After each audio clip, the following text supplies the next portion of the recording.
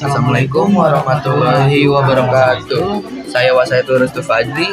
Saya Rizky Ahmad, Kita dari SMKN 7 Jakarta. kelas 12 TKJ 2.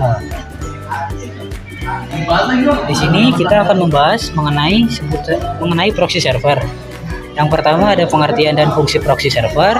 Yang kedua ada prinsip dan cara kerja proxy server. Yang ketiga penjelasan tentang squid. Yang keempat penjelasan tentang access list. Kelima penjelasan tentang traffic filtering. Keenam penjelasan tentang change control. Ketujuh penjelasan tentang transparent proxy. Ke-8 penjelasan tentang external proxy. Dan yang terakhir penjelasan tentang reverse proxy. Yang pertama ada pengertian proxy server. Di sini proxy server adalah sistem yang memungkinkan pengguna untuk membuat permintaan ke internet melalui server perantara. Ini berarti saat Anda mengakses situs web atau layanan online, permintaan Anda pertama-tama dikirim ke proxy server, yang kemudian melakukan permintaan ke situs web atau layanan yang dimaksud atas nama Anda. Setelah mendapatkan respon, proxy server mengirimkan data tersebut kembali ke Anda. Fungsi dari proxy server yang pertama adalah connecting sharing sebagai penghubung atau perantara pengambil data dari suatu alamat IP dan diantarkan ke alamat IP lainnya atau kepada IP komputer user.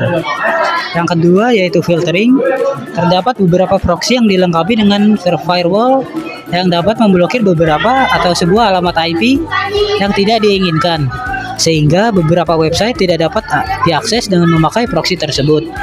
Itulah salah satu fungsi dari proxy sebagai filtering.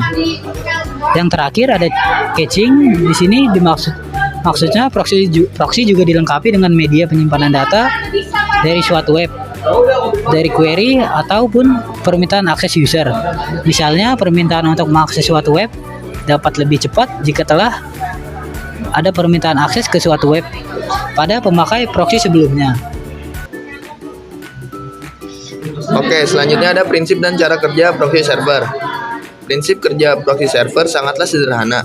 Saat user menggunakan layanan suatu proxy, lalu meminta file atau data yang terdapat di public server, maka proxy akan meneruskan ke internet seolah-olah proxy tersebut yang memintanya.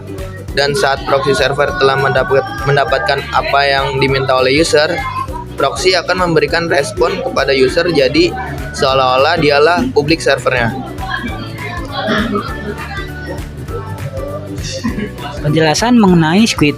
Squid adalah software berlisensi GNU atau General Public License yang digunakan untuk web proxy untuk menyimpan cache web.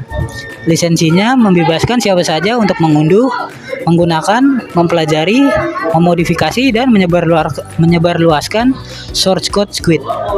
Sebagai proxy antara web server dengan web client, setiap request dari klien akan diteruskan ke server oleh Squid dan setiap konten atau objek dari server akan diantarkan oleh Squid kepada klien.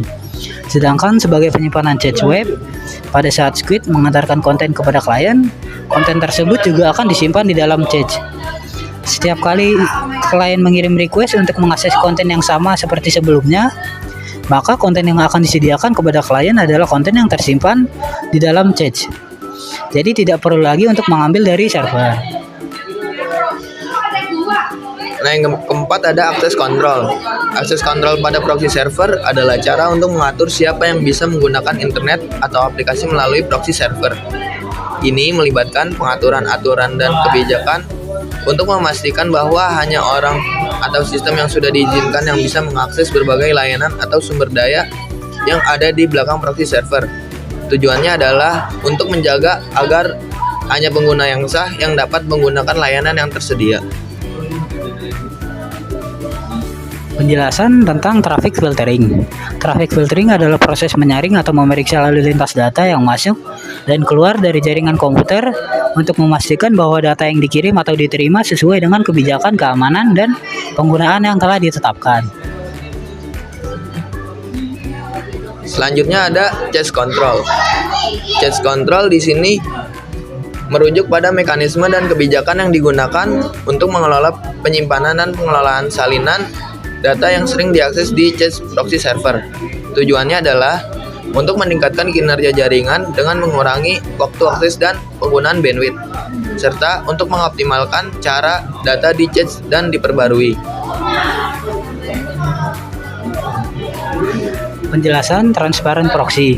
Transparent proxy adalah server proxy yang secara otomatis menangani permintaan dari pengguna dan meneruskannya ke server tujuan tanpa mengubah permintaan atau tanggapan yang terlihat oleh pengguna. Karena transparan, bagi pengguna, proxy ini tidak memerlukan konfigurasi manual atau pengaturan khusus di sisi klien. Biasanya, transparent proxy digunakan untuk caching konten, filtrasi, dan pengawasan lalu lintas. Yang ke-8 ada external proxy. External proxy adalah server proxy yang menyediakan layanan kepada pengguna dari luar jaringan internal, memungkinkan mereka untuk mengakses sumber daya atau layanan yang ada di internet atau jaringan eksternal dengan melalui perantara. Proxy ini sering digunakan untuk mengontrol, mengamankan, atau mengelola akses ke layanan di luar jaringan internal. Dan yang terakhir ialah penjelasan tentang reverse proxy. Reverse proxy adalah sebuah server yang bertindak sebagai perantara antara klien dan server tujuan. Ketika klien melakukan permintaan, reverse proxy akan menerima permintaan tersebut dan akan mengirimkannya ke server tujuan. Kemudian, server tujuan akan memberikan respons ke reverse proxy, dan reverse proxy akan meneruskannya kembali ke klien. Proxy dan reverse proxy berbeda. Proxy biasanya berada di sisi klien untuk memastikan bahwa tidak ada server yang bisa berkomunikasi langsung dengan klien. Sedangkan reverse proxy berada di sisi server untuk memastikan bahwa tidak ada klien yang pernah berkomunikasi langsung dengan server.